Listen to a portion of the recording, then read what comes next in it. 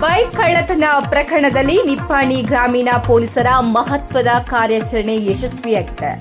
ಸುಮಾರು 8 ಲಕ್ಷ ರೂಪಾಯಿ ಮೌಲ್ಯದ 16 ಮೋಟಾರ್ ಬೈಸಿಕಲ್ ವಶಪಡಿಸಿಕೊಂಡು ಪ್ರಮುಖ ಆರೋಪಿಗಳನ್ನು ಬಂಧಿಸಲಾಗಿದೆ. ಬಂಧಿತ ಆರೋಪಿಯನ್ನು ನಾಗೇಶ್ ತನಾಜಿ ಕೆಂಗಾರೆ, ವಯಸ್ಸು 26, ಮಣಕಪುರ ನಿವಾಸಿ ಎಂದು ಗುರುತಿಸಲಾಗಿದೆ.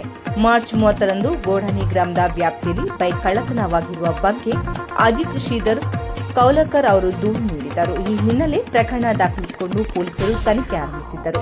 ಬೆಳಗಾವಿ ಜಿಲ್ಲಾ ಎಸ್ಪಿ ಕೆ ರಾಜರಾಮನ್ ಅವರ ಮಾರ್ಗದರ್ಶನದಲ್ಲಿ ವಿಶೇಷ ತಂಡ ರಚನೆ ಮಾಡಿ ಕಾರ್ಯಾಚರಣೆ ನಡೆಸಲಾಯಿತು.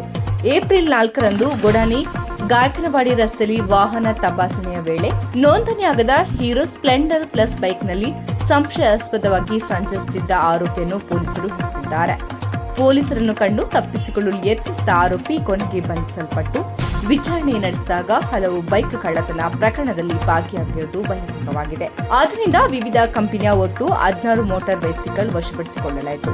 ಅವುಗಳ ಒಟ್ಟು ಮೌಲ್ಯ ಸುಮಾರು 8 ಲಕ್ಷ ರೂಪಾಯಿ ಎಂದು ಅಂದಾಜಿಸಲಾಗಿದೆ. ನಿಪ್ಪಾಣಿ ಪೊಲೀಸರ ಈ ಸಾಧನೆಯನ್ನು ಎಸ್ಪಿ ಹಾಗೂ ಹಿರಿಯ ಅಧಿಕಾರಿಗಳು ಶ್ಲಾಘಿಸಿದ್ದಾರೆ.